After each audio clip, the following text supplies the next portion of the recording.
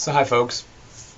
I mentioned earlier today in class that there was some content I'm shuffling around to try to make room for some discussions we're going to have in class. And so one of those pieces that I've decided to move online here to this platform is this history of behavioral neuroscience piece, where I talk about some of the significant figures that have impacted the way modern biopsychologists think. So let's kind of dive into this here a little bit, and I'll try to briefly summarize that content and tell you what I'd like you to know about it. I would usually begin this discussion with an introduction of a question. The question historically is known as this mind-body question, although I like to sometimes call it the mind-brain question. And essentially what it's getting at is, what is the relationship, or even is there a relationship, between the physical body and brain that you possess and this mental life that we are all capable of as human beings, the mind? And I think there's various answers to this question, but I want to highlight two of them. And the two that I want to highlight, one of them is known as dualism, this answer to the question, and the other is known as monism. So let's talk briefly about these in the overhead here. We'll summarize what we're talking about. A dualist is someone who, when they think of the relationship between the mental and the physical, they believe they're two separate things. That's what the dual in dualism or dualist is speaking to. So in this way of thinking, there is a physical body, there's a physical brain, and they're all affected by the physical laws of reality. So if you conk your brain too hard with a stick or a bar or a piece of metal, you can hurt it. All the laws of physics apply, and they're working at the level of this physical existence of you. However, separate from this physical element of you, there is an assumed mental aspect of you that is distinct, that is separate, and that is not affected by the same laws. This particular viewpoint, this particular way of thinking of the mind-body relationship, often talks about the existence of a soul or a spirit or an essence of yourself. And in terms of popularity, this has been the most common way for human beings to think of themselves. Obviously, many religious and spiritual traditions are founded upon that, and a great percentage of the world's population believes in one or more of those systems. Interestingly, there's some intriguing scientific evidence that even suggests that part of the way our nervous system works, we are kind of geared to think dualistically, to think in terms of a separate mind that powers a physical body of sorts. So an incredibly popular view has been the predominant view throughout history. The first individual that I'll introduce you to will illustrate this particular viewpoint. It'll be Aristotle. In contrast to dualism, a second answer to the mind-body question, a second attempt to explain what the relationship is, goes the other way. And this is known as monism. The start of monism, the M-O-N, is related to mono. So mono meaning singular. This particular view argues that the mind and the body, or if you will, the mind and the brain, they're really just the same thing. In a weird kind of way, they're almost synonyms. They're two different terms that talk about the same single one thing, albeit from different perspectives. So this particular way of thinking, the reason we're talking about it, again, it's a different way of explaining the relationship between your mental life and your physical life. This one argues that your mental life is the product of your physical life, and that you wouldn't have a mental life without the physical part first. There is a picture that I used to show on an old website that I had for this class. It was from a National Geographic article on the brain, and they were interviewing neuroscientists kind of at the cutting edges of that research. And they had a quote in that article that speaks nicely to this position, and the quote was, the mind is what the brain does. In other words, the mental aspect of you is what the physical brain, the physical nervous system of you, that's what it does. That's its job. That's its function. And so, again, in looking at it this way, the mental and the physical, they're two sides of the same coin, so to speak. And the reason this view is important is it's very common to think monistically if you're a modern day biopsychologist. Now, I think this can create some interesting tensions regarding spiritual and religious views, and I don't believe that if you're going to be a biopsychologist, you have to shun or avoid dualistic thinking that would exist in religion and spirituality. I think there are plenty of neuroscientists who are religious and spiritual in important, meaningful ways. But there is an odd tension there, I think, that can be created. But to contrast these two viewpoints, these two answers, let's think about what would be the value of studying a physical piece of tissue in, say, a brain, if you want to understand how the mind works. If you're a dualist, it would actually seem like a waste of time, because the mind, the mental, the spiritual aspect of yourself is divorced from the physical. It exists on another realm, a non-physical realm. And so for dualism, studying the brain and its structures and its connections and its functions, it doesn't make a lot of sense, unless you're just curious about how a brain works. But you would most likely believe that that would not inform your understanding of a mind. In contrast, for monism, it's going to go completely the other way.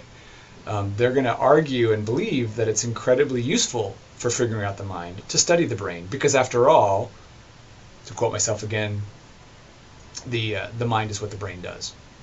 So with these two belief systems in mind, the more modern monism and the more classic dualism, let's kind of track how that's evolved and changed a little bit over time in terms of some important historical figures. These will all be discussed in chapter 1 of your book.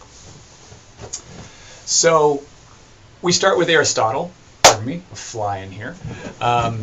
So we start with Aristotle, thinking, writing, theorizing about 2,000 years ago. And like many of his time, Aristotle was a classic dualist who believed that the mental aspect of yourself was separate from the physical. As was pretty common in his day, people were aware of the brain, but they really didn't think it did very much. I believe what I've read is Aristotle and others used to believe that the seat of you, what was most important in making you who you were, was your heart, like your spiritual heart, so to speak. The brain, in contrast, they knew it existed, but they didn't think it was really important for much. Have you heard of the phrase describing somebody who's hot-headed, somebody who's angry? Reportedly, back in Aristotle's time, the belief was that the brain functioned like a strange kind of air conditioner. They knew that the brain had all these blood vessels through it, which it does. It's laced with blood vessels to supply nutrients and oxygen and all the rest of it to keep it going. And what they believed would happen is, as you got angry, supposedly your blood got hot, and it could be cooled by passing through the numerous kind of more exposed blood vessels in your brain, and thus kind of bring you back more in balance. And supposedly that's the origin of the term hot-headed to a degree. So Aristotle, classic dualist, they knew of a brain but didn't really think it was critical for much that was central to being a human being. And just to make it more blunt and to the point, the brain was a glorified air conditioner for many people in that time.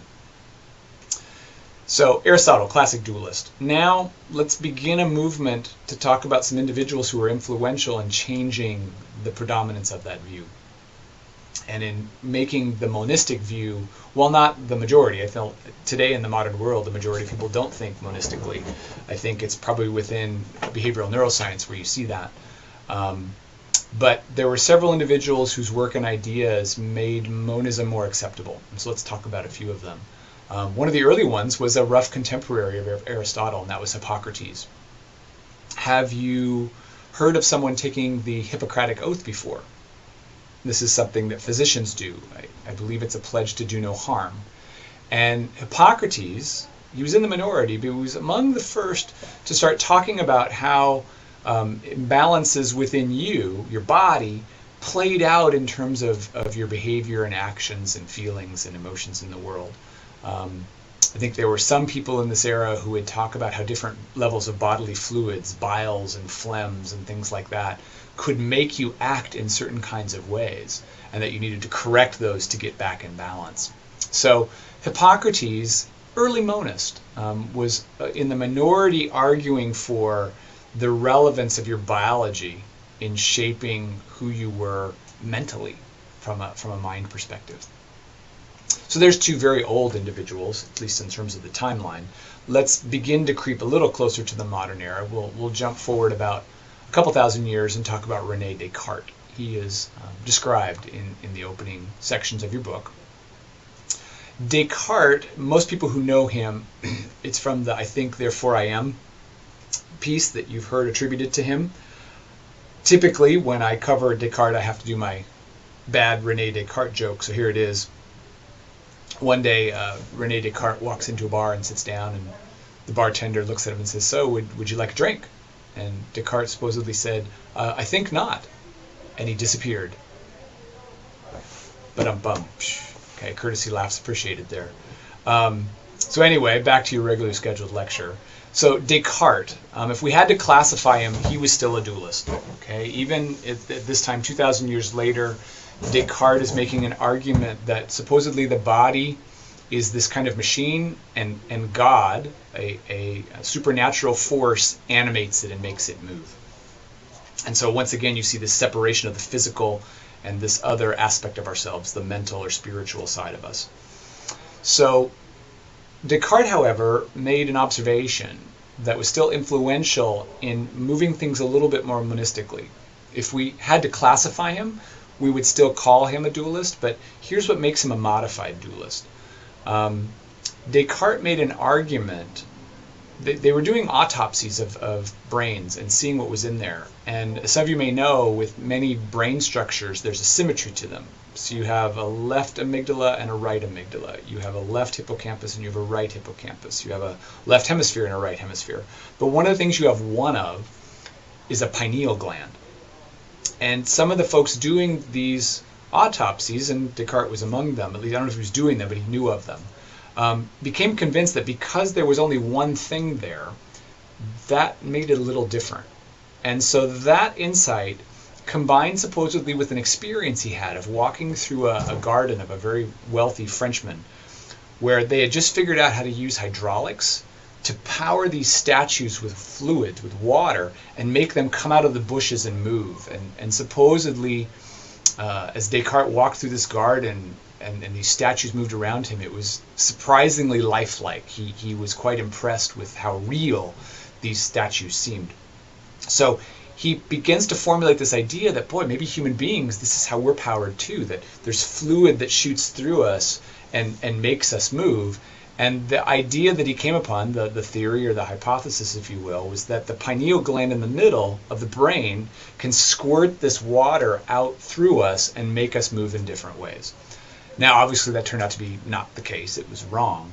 But what was interesting was Descartes made this statement that, yes, God is in charge, but he made a further argument that God controls us through the pineal gland. And so do you see how the brain begins to feature a little bit more centrally in this argument? So again, if we have to classify him, he's still a dualist. But he's a modified dualist because he's starting to acknowledge the relevance of the brain in this mental life in a way that most dualists weren't. So that's René Descartes. And he's really the last dualist that I'm going to cover in here. Everybody else, technically speaking, probably falls on the monist side of the argument. So let's introduce you to the first one of these, and then we'll kind of size up where we are. So Luigi Galvani, he's in Italy.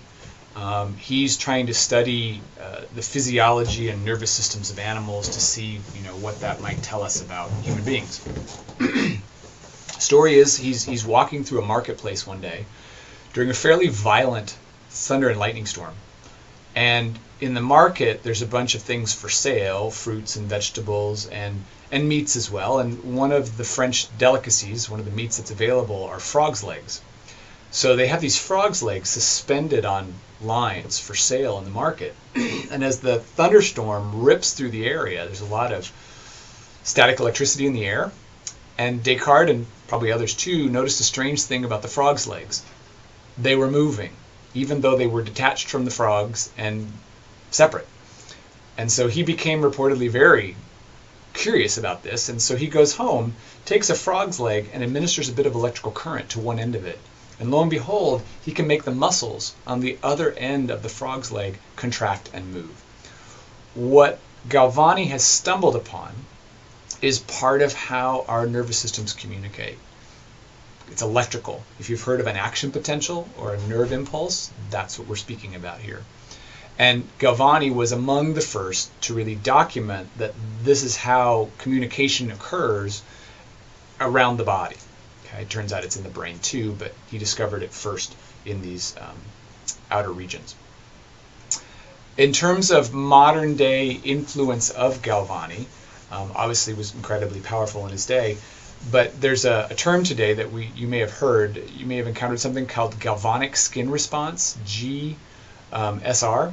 It's part of the modern lie detector test, and it turns out it's named after him and the conductivity sensors that are used to track what's going on with the lie detector test. So if you've come across the galvanic skin response, I'll show a video in class that will actually illustrate that. That's owing its roots to him. Okay, so I think just to keep things bite-sized, I'm going to pause here in the recording and end it, and then I'll come back and carry on with a few more important historical figures right after this. So stay tuned, and we'll continue this discussion.